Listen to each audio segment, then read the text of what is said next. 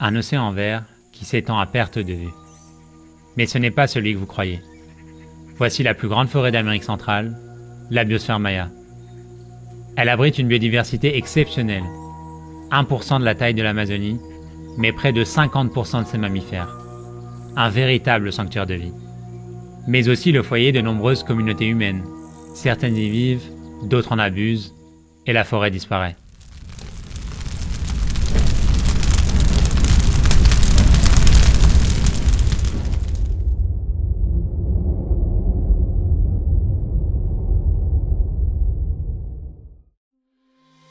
Pourtant, une solution existe, et elle est déjà en marche. Aux côtés des communautés locales, la Wildlife Conservation Society restaure les forêts perdues. Bienvenue au cœur de la jungle maya, bienvenue parmi les gardiens de la forêt.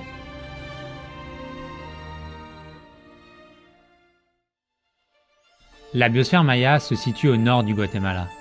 Elle s'étend sur plus de 2 millions d'hectares.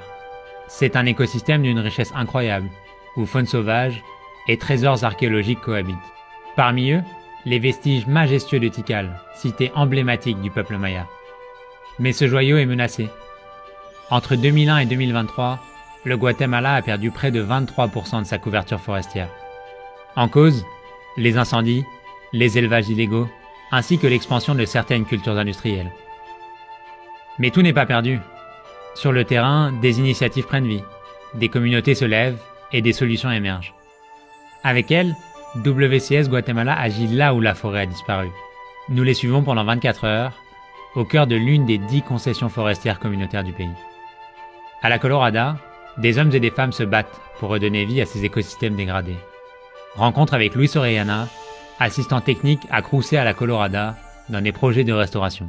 El proyecto Restauración de Paisajes de Áreas Degradadas nace a raíz de la necesidad de una problemática que surge desde hace muchos años atrás, en donde los suelos o las áreas de esta área fueron cambiadas de bosque a otro tipo de usos, como lo es la ganadería y el uso de suelos para la agricultura. Pour restaurer ces territoires, deux approches se complètent. La reforestation passive, pour laisser la nature reprendre ses droits, et la reforestation active, avec la plantation d'espèces locales. Et les résultats sont là. 4 ans plus tard, la vie revient.